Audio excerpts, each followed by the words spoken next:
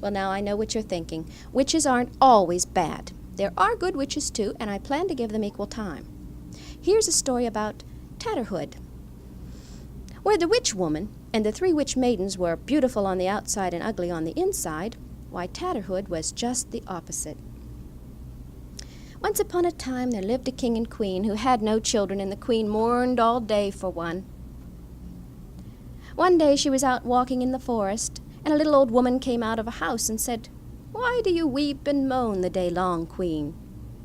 "Because I have no children," said the queen. And now this little old woman was a witch, but she was a good witch, and a kind one. So she said to the queen, "I can promise you a child, if you do as I say." "Anything," said the queen. "Go home then," said the good little witch, "and at bedtime take 2 pails of water and wash in each one of them. And when you have washed, throw the water from each of them under the bed. Next morning, look under, and you will see 2 flowers there. One is fair, and this one you must eat. The other is ugly, and you must not touch it. Now go home and do as I say, and may all go well with you." The little old witch went back into her house, and the queen went home delighted. And that night she had 2 pails of water brought to her bedroom, and she washed in both, and she threw the water under the bed. And in the morning she was so excited to look under the bed, and yes, there were 2 flowers. One was ugly. It had black petals and a pinched, starved look about it, but the other was silvery white and softly shining. It was like a risen star, and the queen took it up and ate it. Its perfumed flavor was very sweet, so sweet and so delicious that the queen longed for more. Before she thought what she was doing, she had plucked the ugly flower as well and eaten that too, but it had no taste at all. A few months after that, the queen gave birth to a baby girl. An ugly, ugly baby with a mat of ragged black hair and a face of ashen gray. And as soon as it was born, it bawled out, "Hello, Mama!" Oh, the queen fainted. But somehow or other that hideous little baby got hold of a wooden spoon and a goat, and before she was a week old, she was riding about on the goat, banging with the wooden spoon on everything. The queen couldn't bear the sight of her. She was unhappy to the point of tears until not long afterward she had another baby girl, and the second one was as beautiful as a risen star. Her eyes were dark blue, and her hair shone like silver, and the queen called her Bernice. She loved her beyond all telling. But the other they called Tatterhood, because she would go about in a ragged hood to cover up her lanky black locks. The royal nurses tried to shut her up in a room by herself, but that was no good. Wherever Bernice went, there Tatterhood would be also, and though the queen could not understand it, Bernice loved her ugly sister, though the queen would not and could not. Well, one night, when the sisters were nearly grown, Tatterhood was riding about the palace on her goat, banging away with her wooden spoon, when she heard a screaming and a clattering in the gallery outside the queen's bedroom, and she galloped off there and said, "What's all that racket going on up there?" "Whatever it is," said the queen, "it has nothing to do with you. Go away and keep quiet if you can." But Tatterhood would not go away and keep quiet. So then the queen told her it was a pack of witches. "They come and they go," said the queen. "We can do nothing about it." "Oh, can't we?" said Tatterhood. "Well, I'm going to do something about it. I'm going up to the gallery and drive them out. But now you must keep all the doors that lead to the gallery shut and locked while I'm about it." "Just go away," said the queen. Tatterhood went away, up to the gallery. And there the witches were swarming, and they leaped upon Tatterhood in a fury. But she took her wooden spoon, and she banged all over them, and she swept them along like autumn leaves. The whole palace creaked and groaned. But the witches fled before Tatterhood's spoon. And there was only one left, when one of the doors of the gallery opened softly, for that silly queen had not paid attention at all to what Tatterhood had said, and little Bernice peeped in. "What is happening?" began Bernice, but the last witch had seen her shining head, and before Tatterhood could stop her, the witch had snatched the head from Bernice's shoulders and put a calf's head in its place, and poor little Bernice couldn't say anything but moo. Oh, the queen was in hysterics. The king was raving. But Tatterhood rounded on them, and she said, "You didn't lock the gallery when I told you." And they fell silent. "Now you must give me a ship, all fitted out. I want no sailors. Just me and Bernice will go. And I'll take my little sister and I'll get her head back."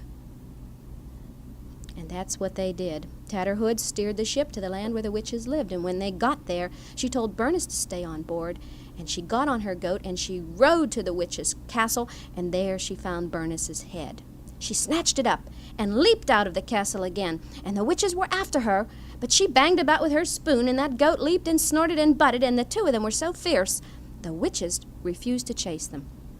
When Tatterhood reached the ship, she took the calf's head off her sister and put on her own lovely head in its place, and flung the calf's head after the witches.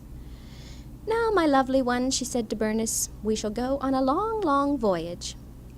"Anywhere you like, dear sister," said Bernice. And they sailed on and on. For 3 years they sailed, until they came to a country where the king of that country was a widower with an only son.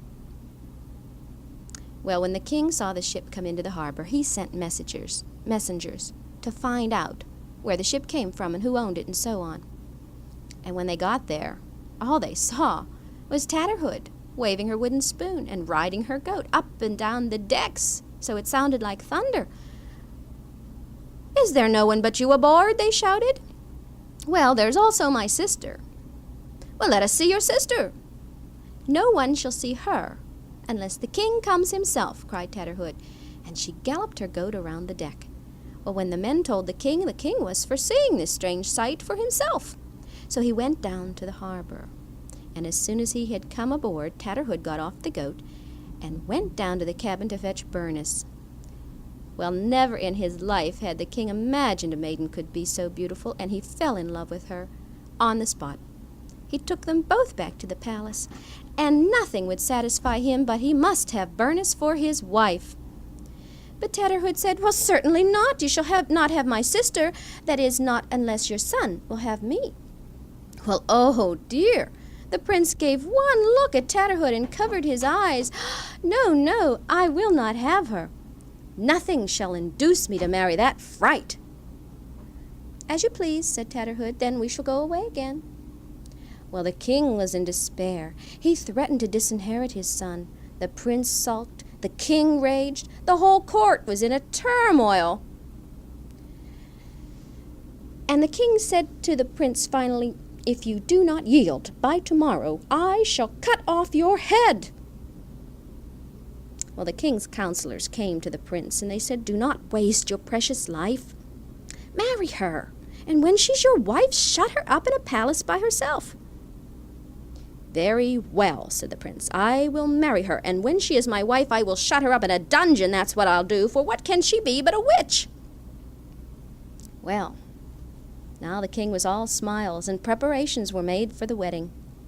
Baking and brewing, and tailors and dressmakers running about, and everyone preening before mirrors, trying on jewels and coronets. The poor prince, he would have no new clothes.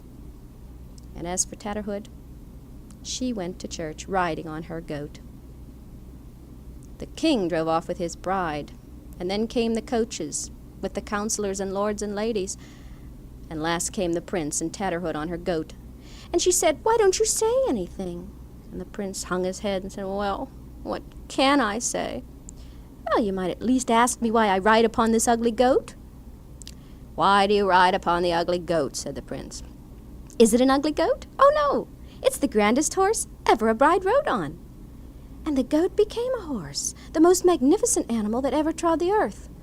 But the prince only thought to himself, "I knew she was a witch." "Well, why don't you say something?" said Tatterhood. "What's there for me to say?" said the prince. "Well, you might at least ask me why I ride with this ugly spoon in my fist and this tattered hood on my head." "Well, why do you ride with the spoon in your fist and the tattered hood on your head?" "Is it a wooden spoon? Is it a tattered hood?" she said. Why, no, it's a silver wand and a golden crown. And there in an instant, her spoon had become a wand and her tattered hood a golden crown. But they still rode on in silence, and Tatterhood said, "Why don't you say something?" "I have nothing to say," answered the prince. "Well, you might at least ask me why my face is so ugly and ashen gray." "All right. Why is your face so ugly and ashen gray?" "Am I ugly?" said Tatterhood. "Why, you think my sister beautiful, but I am more beautiful than she is." And when the prince looked, there she was, a maiden more lovely than all the stars in heaven. "Oh," gasped the prince, "my beautiful one, who are you, and what are you?" "As you see me, so I am," said Tatterhood.